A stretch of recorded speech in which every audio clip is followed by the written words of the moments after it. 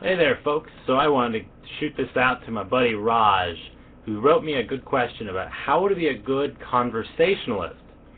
Now, he does a little website called outsurging.com, which really deals with how people can utilize their online resources by outsourcing all that stuff to people that already know what you're doing. Now, Raj, let me give you 2 tips for you, bud. When you're trying to do speaking to people in a conversation, it's really important that you do some initial work to make your job really easy. Now, whenever you're going to go into a conversation, you already know who's going to be talking, right? There'll be kind of people there, you know, kind of the mix of who's going to be there. You know the location, right? And you kind of get a good understanding of local events.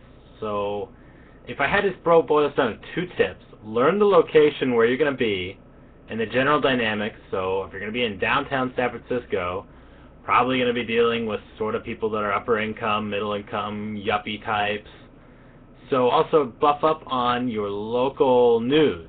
So make sure when you're going out there, you're not going out not knowing what's going on in the world.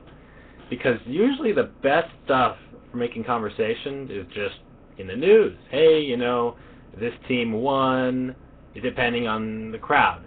So again, we got to make sure we're going on location here. Let me go a little bit deeper into location because I think this is kind of important.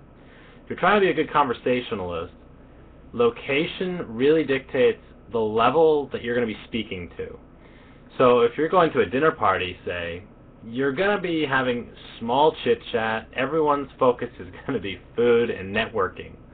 So I wouldn't expect a really long, drawn-out conversation with anybody. Also, because there's food, alcohol, whatever, you could run into a lot of problems with people's attention span. So you have to keep topics kind of general and simple, unless it's very specific. If you're going to, like, in your case, Raj, a outsourcer's networking dinner, right, then of course you're going to talk about good marketing principles and stuff regarding your industry. So just think for a bit where you're going and who are the people that are going to be there, and I guarantee, bud, you're going to have an easy time talking to people. Also, don't ever use the following phrase, so what do you do for a living? This is kind of a weird phrase. It really gets people a little bit uncomfortable. So my suggestion, which will save you so much grief, is to ask the following. How do you spend most of your day? See, then you have people who don't work for a living have a great out, so you're not going to be destroying anybody if, let's say, they're a housewife or they just got fired or something. So if you say, what do you do with most of your day? It's not invasive. People won't be offended if you ask them that question because it allows so much. They can say, oh yeah, I was on a mountain biking trip in the Andes, or I just got done skiing, or, well, you know, the kid just threw up and I had to clean it up. I don't know, just whatever. It leaves the door open. So the point of being a really good conversationalist is understanding your location and then using that. So getting local events, leaving the questions open but with like a little bit of bait.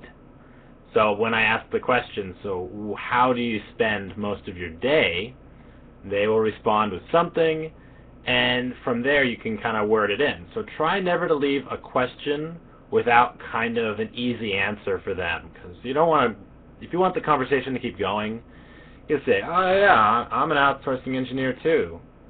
That leaves it. If you just stop right there, it totally will not jive. People will be confused and be like, okay, so what do you want to talk about?